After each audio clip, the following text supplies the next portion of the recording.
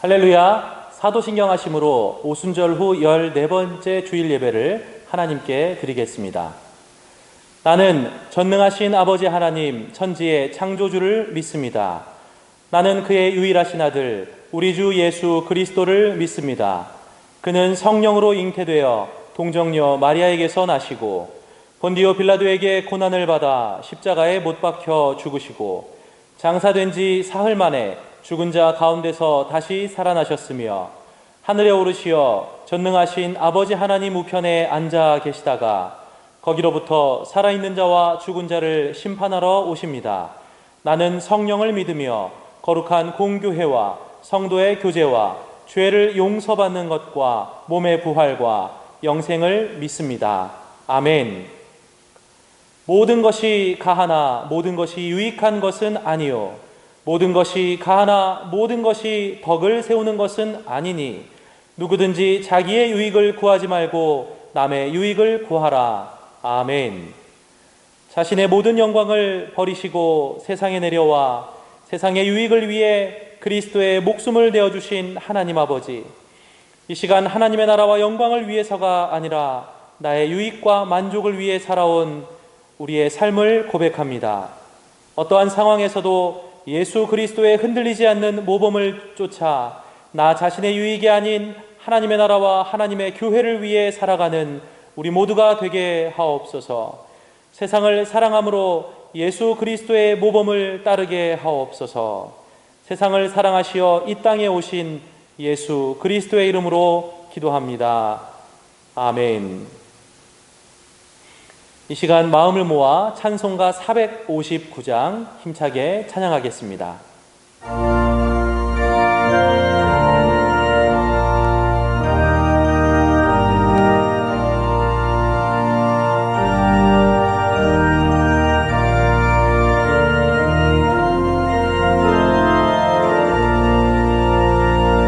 누가 주를 따라 섬기려는가?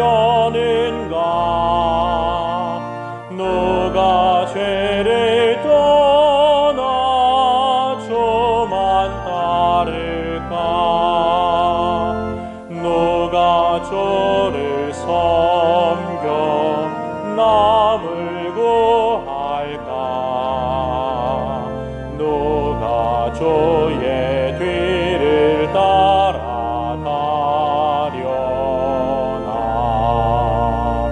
부르심을 받아 주의 은혜로 주를 따라가네.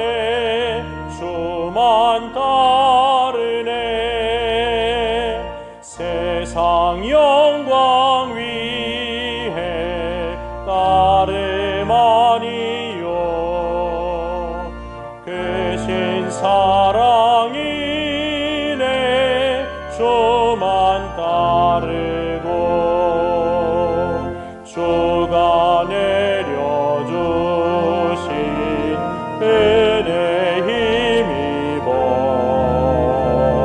주의 뒤를 따라 힘써 일하네. 부르심을 받아 주의 은혜로 주를 따라가네. 주만 따르네. 환난 핍박 많고 원수 강하나 주의 용사 더욱 힘이 강하니 누가 능히 이겨 넘어뜨리랴. 변함없는 진리 승리하리라. 기쁜 찬송하며 주의 은혜로 주를 따라가네. 주만 따르네.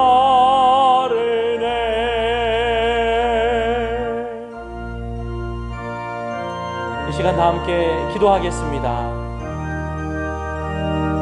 그리스도께서 포기와 인내로 우리의 구원을 이루셨습니다.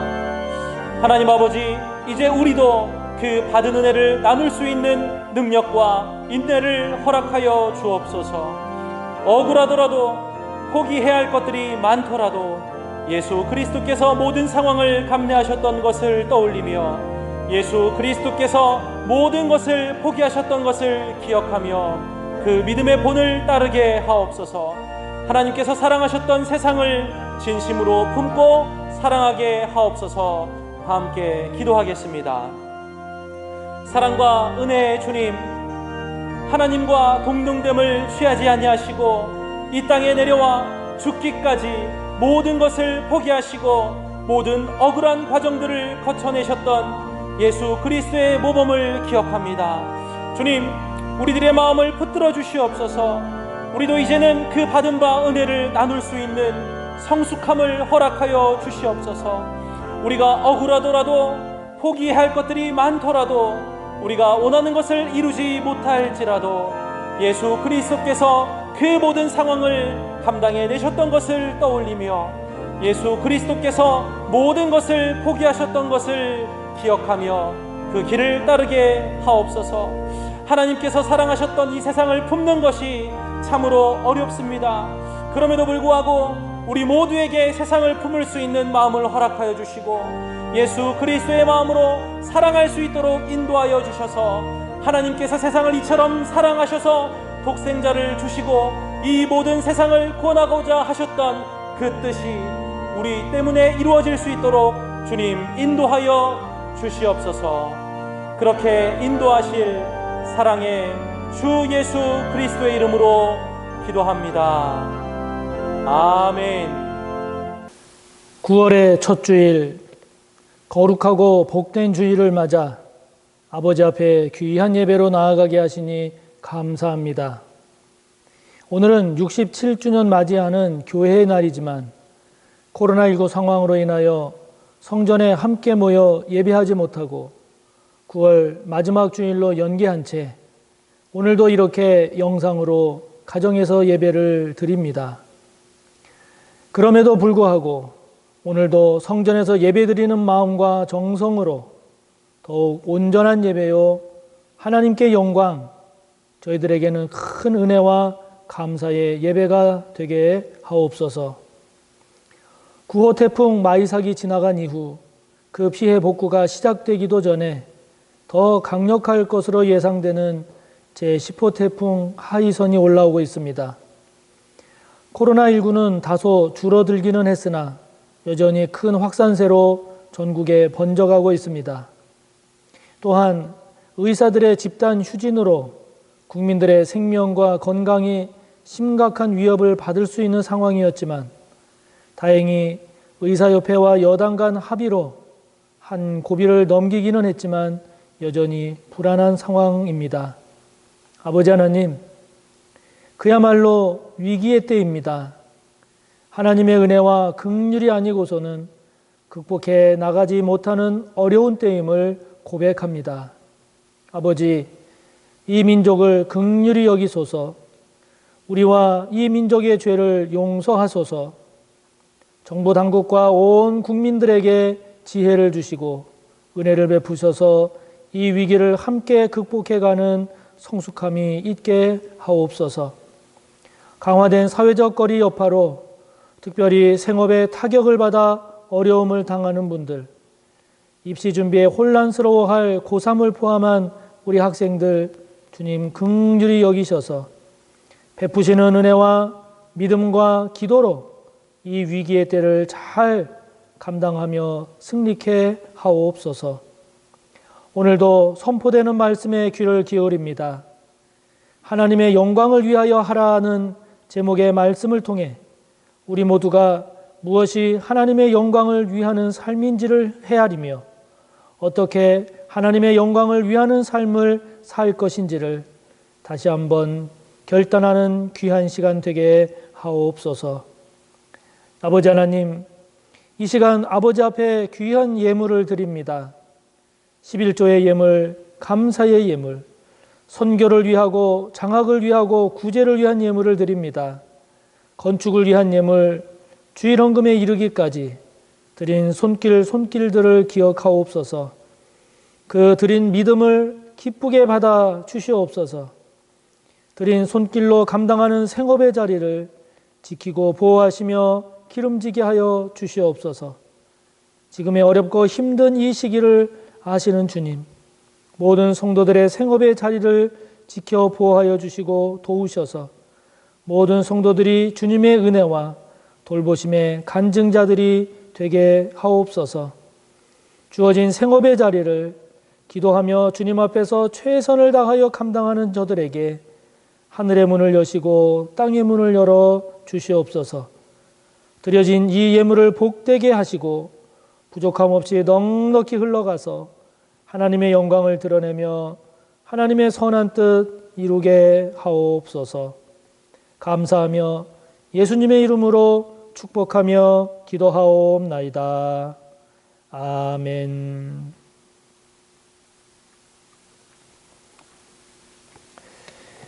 오늘 함께 볼 말씀은 신약 274쪽 고린도전서 10장 23절에서 33절까지입니다.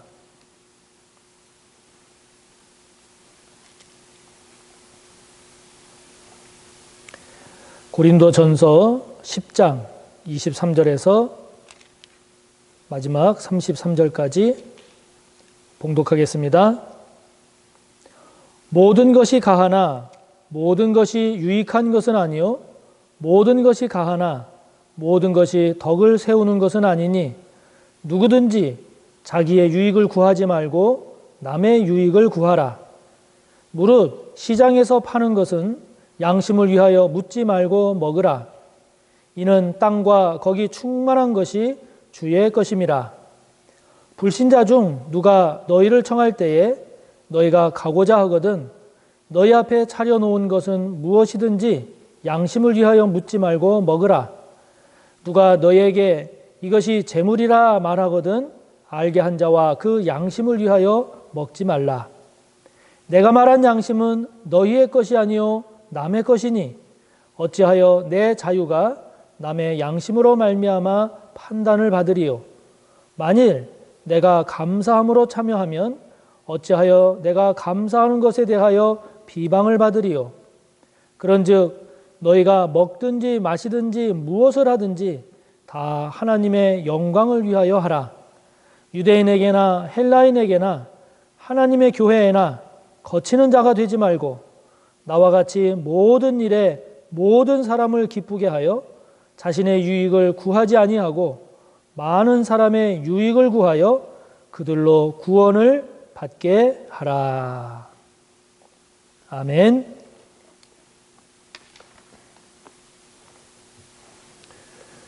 함께 본 말씀을 본문으로 해서 하나님의 영광을 위하여 하라라는 제목의 말씀을 함께 나누겠습니다. 1517년 마르틴 루터에 의한 종교개혁이 일어난 후에 개신교 신앙의 교리를 체계적으로 잘 정리한 여러 신앙 고백서들이 나왔는데요. 그 중에 대표적인 것 중에 하나가 웨스트민스터 신앙 고백서입니다. 이것은 1643년부터 1649년까지 약 6년에 가까운 기간 동안 영국의 웨스트민스터 대수도원에서 정기적으로 모여서 연구하고 토의하고 그리고 정리해서 나온 그런 고백서입니다. 전체가 33장으로 되어 있는 이 많은 신앙 고백서의 내용을 질문하고 대답하는 형식으로 짧게 요약한 것이 웨스트민스터 소요리 문답입니다. 그 소요리 문답에 나오는 질문과 대답 가운데 제일 첫 번째, 가장 먼저 나오는 질문과 대답은 무엇일까요? 기독교 신앙에서 가장 중요하다고 여긴 첫 번째 질문은 인간의 가장 우선되는 목적은 무엇입니까? 입니다. 그리고 이것에 대한 대답은 하나님을 영화롭게 하고 하나님을 영원히 즐거워하는 것입니다. 입니다. 예수님을 나의 구세주로 그리고 나의 하나님으로 믿고 고백하는 기독교인이라면 우리의 삶을 통해서 하나님을 영화롭게 하고 그리고 하나님을 영원히 즐거워하는 것이 우리 인간에게 있어서 가장 우선되는 목적이 되어야 된다 하는 것이죠. 저는 이 내용에 전적으로 공감합니다. 또 동의합니다. 저는 제 삶이 그렇게 되기를 바랍니다. 또한 여러분 모두도 이와 같이 하나님을 영화롭게 하는 삶, 하나님을 영원히 즐거워하는 그런 삶이 되시기를 바랍니다. 어떤 군인이 나의 조국이 나를 필요로 할 때에는 나는 내 조국을 위해 기꺼이 내 한 몸을 바치겠습니다 하는 것을 제가 본 적이 있습니다. 참 멋지고 가슴 뭉클했습니다. 사람이 자신의 삶을 바칠 만한 무엇인가가 있다라고 하는 것은 참으로 멋지고 숭고한 일입니다. 창세기 2장 7절의 말씀처럼 우리 인간은 하나님으로부터 흙으로 지음받은 존재죠. 흙이라고 할 때에 이 아파르라고 하는 히브리어는 마른 흙, 먼지, 티끌 이런 뜻입니다. 그만큼 우리 인간은 먼지 같은 존재, 티끌 같은 존재라는 것이죠. 그렇게 보잘것없는 존재인 우리 인간이 이 세상을 창조하시고 지극히 거룩하시고 전지전능하신 여호와 하나님을 그 하나님을 영화롭게 하는 삶을 산다? 여러분, 이것처럼 영광스러운 삶이 있을까요? 이것처럼 복된 삶이 어디 있겠습니까? 하나님을 영화롭게 하는 삶, 이것을 오늘 본문에서는 하나님의 영광을 위하는 삶 이렇게 표현하고 있습니다. 우리가 우리를 지으신 하나님을 영화롭게 하는 삶을 산다? 우리를 구원하신 하나님, 주님의 영광을 위해서 우리가 그러한 삶을 산다? 여러분, 우리가 할 수만 있다면 그렇게 하고 싶지 않습니까? 그렇게 살아가는 삶이 어떤 삶인지 보다 구체적으로 알 수만 있다면 저와 여러분 그런 삶이 되고 싶지 않습니까? 저와 여러분 모두 바라기는 저와 여러분의 삶이 이처럼 하나님의 영광을 위한 삶이 되기를 바랍니다. 우리 주님을 영화롭게 하고 그분의 영광을 드러내는 그런 저와 여러분의 삶이 되기를 바랍니다. 그렇다면 하나님의 영광을 위하는 삶, 하나님을 영화롭게 하는 삶은 어떤 삶일까요? 어떻게 살아야 그런 삶이 되겠습니까? 오늘 말씀을 보면 그것은 나의 유익을 구하는 삶이 아니라 다른 사람의 유익을 구하는 삶이라고 24절에서 말씀합니다. 이것은 나의 유익을 구하지 말라는 말씀이 아닙니다. 내가 나의 유익을 정당하게 그리고 합당하게 구하는 것은 이것은 마땅하고 당연한 일입니다. 또 이것은 내가 하고 싶은 것을 하지 말라는 말씀도 아닙니다. 저와 여러분은 불법이 아니라면 우리가 하고 싶은 것을 얼마든지 무엇이든지 할 수 있는 그런 자유와 권리가 있습니다. 그러나 내가 얼마든지 할 수 있고 얼마든지 누릴 수 있는 것이기는 하지만 억지로가 아니라 스스로 그리고 할 수 없이가 아니라 기꺼이 내가 할 수 있는 것을 절제합니다. 내가 누릴 수 있는 것을 포기합니다. 내가 하지 않아도 될 일을 합니다. 왜요? 다른 사람의 유익을 위해서. 나의 유익도 좋지만 다른 사람의 유익을 위해서, 이것이 하나님께 영광을 돌리는 삶이라고 말씀하고 있습니다.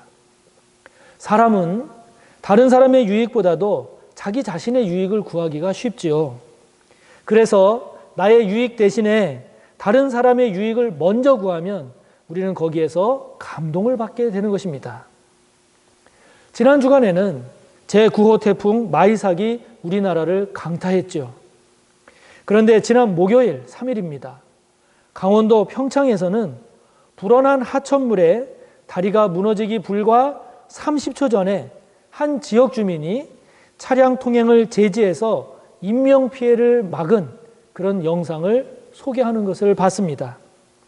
비가 내리는 가운데 혼자 우산을 들고 나와서 곧 붕괴될 것 같은 다리 앞에서 맞은편에서 오는 차량을 향해서 오지 말라고, 돌아가라고 끊임없이 손짓을 하는 가운데 다가오는 그 차량의 통행을 막음으로써 건너려는 그 차량을 뒤로 후퇴시켰습니다. 그러자 얼마 지나지 않아 그 다리가 붕괴됐지요. 그 시민의 모습이 우리에게 감동을 준 것은 그가 자신의 유익이 아니라 다른 사람의 유익을 위해서, 그것을 누가 시켜서가 아니라 스스로 기꺼이 그렇게 헌신했기 때문이죠. 지금 코로나19 상황에서 우리 그리스도인들이 하나님께 영광 돌리는 모습은 무엇일까요? 오늘 23절, 24절은 말씀합니다.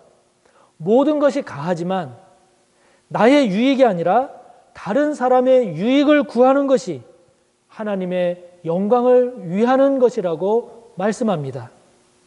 안 믿는 사람들보다, 다른 종교인들보다 더 사람들의 건강을 걱정하고 코로나가 더 확산되지 않도록 다른 사람들보다 더 본을 보이는 모습이 안 믿는 이들에게 하나님의 영광을 위하는 우리들의 삶이 아닐까요? 지난 주간에도 여전히 정부의 비대면 예배 협조 방침을 강하게 거부하고 대면 예배를 강행한 교회들에 대한 보도가 언론의 주요한 내용 중 하나였습니다. 그분들은 무슨 일이 있어도 목숨을 걸고라도 지켜야 할 것은 대면 예배라고 할 것입니다. 그렇지 못한 우리를 믿음이 없거나 예배에 대한 중요성을 자신들만큼 심각하게, 중요하게 생각하지 않는 사람들로 여길지 모릅니다. 그러나 여러분, 저는 그분들의 주장이 옳은가 그른가의 관점보다도 무엇이 하나님께 영광이 되는가, 이 관점으로 보려고 합니다. 다른 것이 아닌 전염병이 확산되는 상황에서 그래도 대면 예배를 드려야 한다, 이렇게 주장함으로써 역시 기독교인들은 전염병이 창궐하는 상황에서도 대면 예배를 드리는 대단한 믿음의 사람들이야, 우리가 본받아야 돼, 나도 교회 다녀야지, 이렇게 하겠습니까? 아니면 어떻게 이런 상황에서 대면 예배를 고집해서 코로나19를 더 확산시키는 모습을 보이는가? 다른 곳이라면 몰라도 이웃을 사랑한다는 교회에서 어떻게 이럴 수 있는가? 어느 쪽이겠습니까? 무엇이 하나님께 영광이 되겠습니까? 여러분, 하나님께 영광 돌리는 삶을 살고 싶으신가요?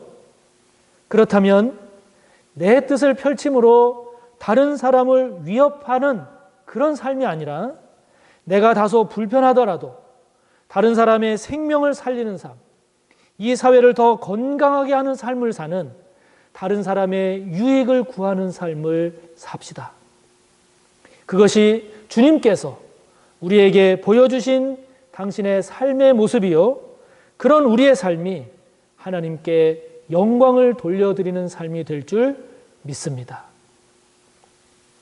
오늘 말씀을 보면 하나님의 영광을 위하는 삶, 그것은 또한 다른 사람의 양심, 다른 사람의 마음의 뜻을 헤아리는 삶이라고 말씀하고 있습니다. 오늘 바울은 우상에게 드려진 음식 먹는 문제를 통해서 이 문제를 다루고 있는데요. 25절에 나오는 시장에서 파는 것, 이것은 당시 개인들이 잡은 고기를 파는 경우도 있었지만, 그러나 대부분 많은 경우에는 신전에서 제사에 바쳐졌던 고기들이었습니다. 바울은 25절에서 말합니다. 시장에서 파는 고기들은 고기를 파는 사람이 먼저 말하지 않으면 그 고기가 신전 제사에 드려진 고기인지 개인이 잡은 고기인지 묻지 말고 그냥 사서 먹으십시오. 바울은 또 27절, 28절에서 말합니다. 어느 불신자가 여러분을 식사에 초대해서 여러분이 갈 경우에 여러분 앞에 그 불신자가 음식을 아무 말 없이 내어놓으면 그것이 우상에게 드려졌던 음식인지 아닌지 묻지 말고 그냥 먹으십시오. 그러나 그 불신자가 이 음식은 신전에 바쳐진 음식이라고 말하면 그 사람의 신앙, 그 사람의 양심을 위해서 먹지 마십시오. 여러분, 이 두 사례를 유심히 살펴보면 모두가 내가 기준이 아닙니다. 내가 기준이 아니라 모두가 다 상대방, 고기 파는 사람, 초대한 불신자, 그들의 양심, 그들의 뜻을 헤아려서 행동하라고 말씀합니다. 왜냐하면 26절의 말씀처럼 우상을 섬기기 위해 드려진 음식이든 그렇지 않은 음식이든 이 세상에 있는 모든 것은 다 주님의 것, 하나님의 것이기 때문에 먹는다고 문제가 되고 안 먹는다고 문제가 안 된다는 것이 아니기 때문입니다. 그 고기를 먹을 것인가 안 먹을 것인가는 나의 뜻을 기준으로 정할 것이 아니라 상대방의 양심, 상대방의 마음의 뜻을 헤아려서 그 뜻에 맞게 행동하면 된다는 것이지요. 그런 성숙함이 하나님의 영광을 위하는, 하나님을 영화롭게 하는 삶이 된다는 것입니다. 그런 점에서 최근 광화문 집회와 관련해서 또는 다른 곳에서 코로나에 감염되었을 수도 있는 사람들이 코로나19 검사를 받지 않고 저항하거나 도망하거나 숨는 행위는 상대방이 어떻게 되든 오직 내 뜻, 내 주장만 관철하겠다는 지극히 이기적이고 반사회적인 태도가 아닐 수가 없습니다. 만약 여기에 교회가 있고 그리스도인이 있다면 이것은 결코 바람직하지 않은 태도입니다. 왜냐하면 내가 아닌 다른 사람의 뜻을 헤아려 행동하라는 오늘 말씀에 비춰봐도 그런 태도는 성경적 원리에 맞지 않을 뿐만이 아니라 무엇보다도 하나님께 영광이 되지 않기 때문입니다. 지난주에도 말씀드렸듯이 정부 정책에 대해서 또는 나아가 정부에 대해서 찬성 또는 반대하는 견해는 각자가 얼마든지 가질 수 있습니다. 그러나 정부에 반대하는 태도를 이렇게 이기적이고 반사회적인 모습으로 나타내는 것은 성경적 원리에 결코 맞지 않습니다. 그러므로 특히 그 가운데 교회 또는 그리스도인이 검사받기를 거부하거나 코로나19 확산을 방지하는 것이 아니라 더 확산하도록 일조하는 경우에는 이것은 정치적 이해관계로 생각할 것이 아니라 나의 기준, 나의 뜻이 아닌 다른 사람의 뜻을 헤아리라는 오늘 말씀에 따라 이 사회의 바람, 많은 국민의 바람을 헤아려 검사에 응하시기를 바랍니다. 검사를 받는다고 해서 자신의 정치적 견해를 꺾는 것이 아니기 때문입니다.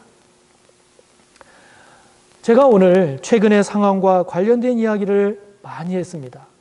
그것은 최근의 상황이 너무도 걱정되기 때문입니다.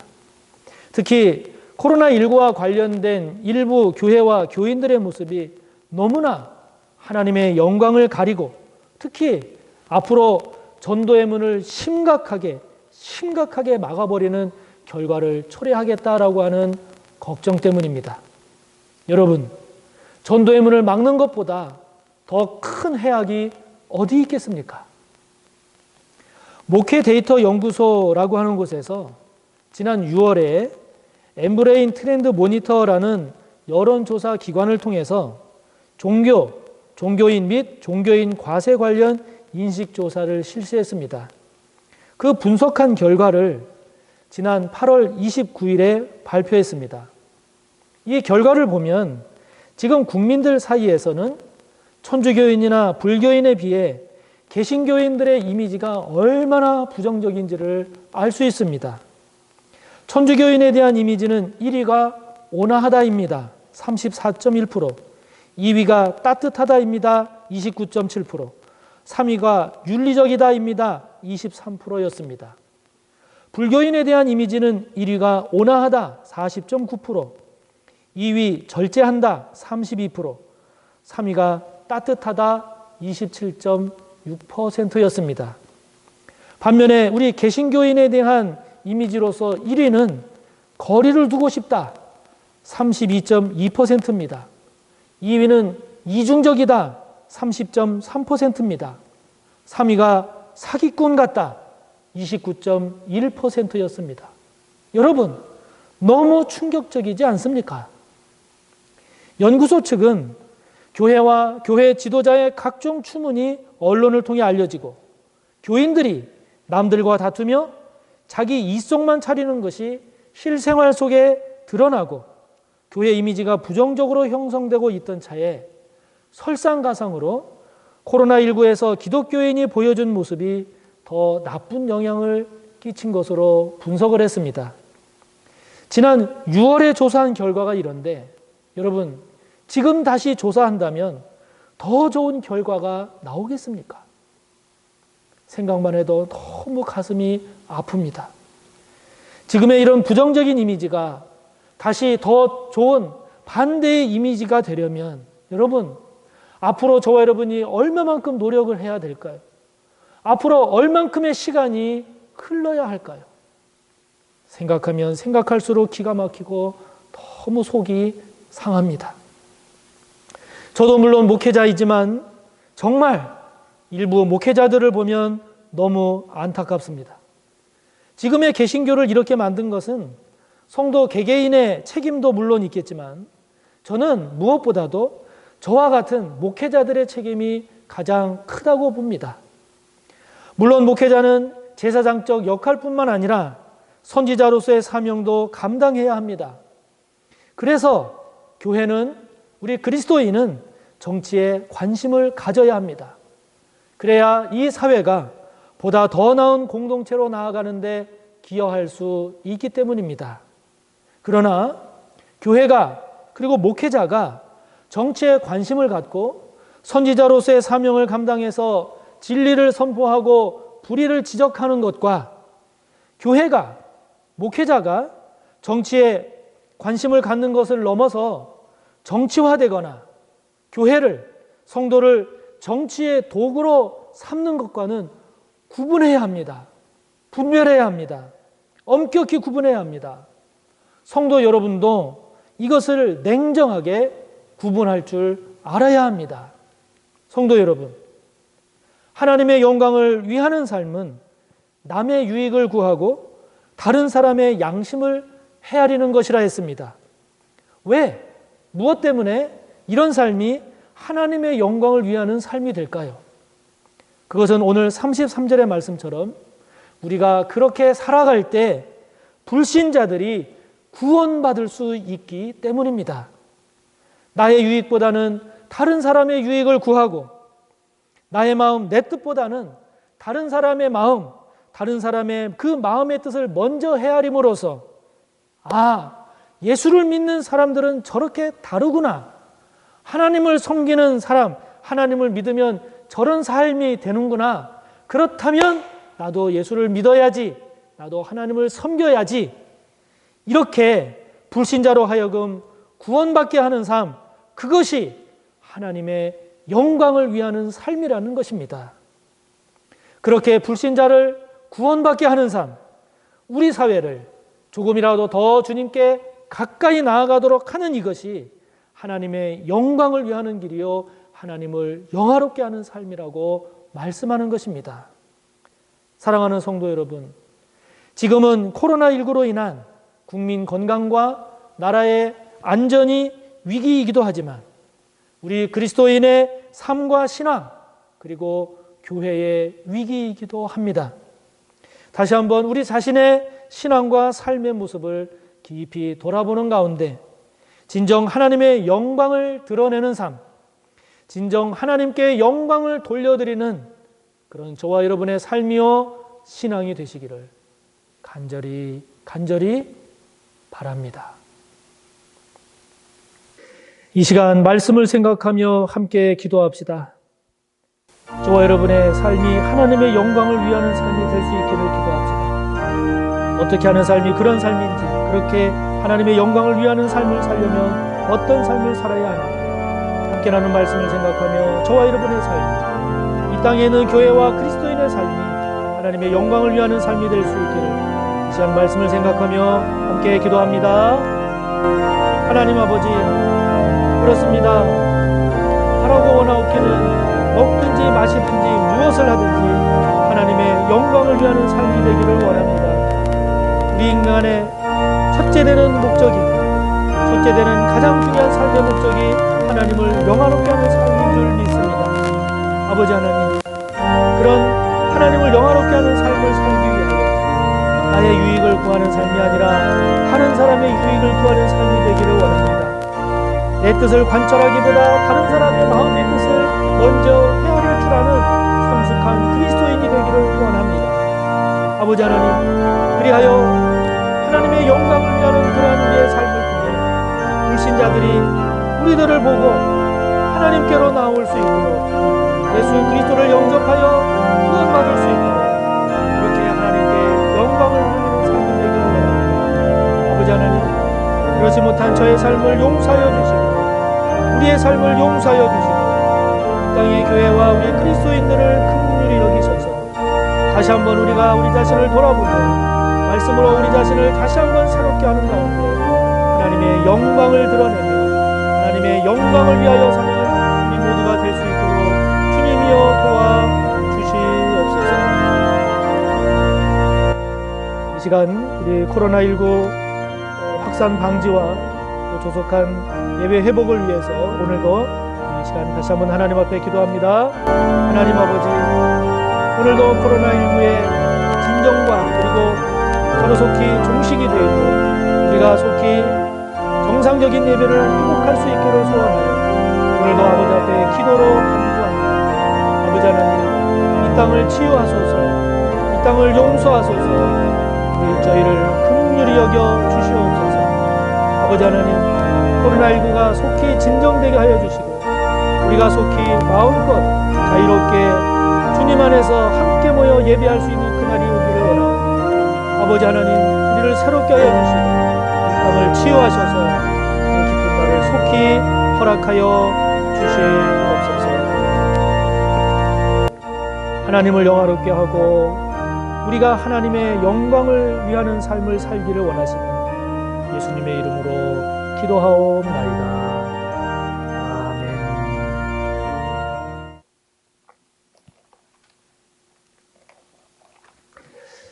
네, 교회 소식을 전하도록 하겠습니다. 오늘은 원래는 67주년 교회 날이지요.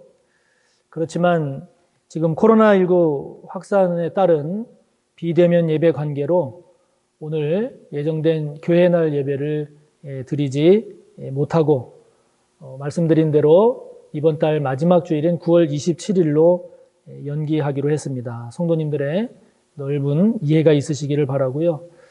그래도 9월 첫째 주가 교회 날이어서 부족하지만 제가 각 성도님들 가정에 손편지로 인사를 드렸습니다. 좀 아쉽지만 부족하지만 그것으로 함께 아쉬움을 달래고 9월 27일 그때 또 모여서 교회 날 감사 예배를 드릴 수 있도록 그렇게 기대하고 또 기도했으면 좋겠습니다. 우리가 9월 27일을 교회 날 그 감사 예배로 지금 계획을 하면서 우리가 이 코로나19가 장기화됨에 따라서 그냥 계속 이렇게 멈춰 있을 수는 없다 하는 이런 생각에 교회 날을 기점으로 해서 우리 성도님들의 신앙 성장을 돕기 위한 다양한 이제 영상 교육 훈련이 이루어질 예정입니다. 성도님들이 많은 관심을 가져주시고 또 잘 진행될 수 있도록 기도해 주시고 적극적인 참여를 부탁드립니다.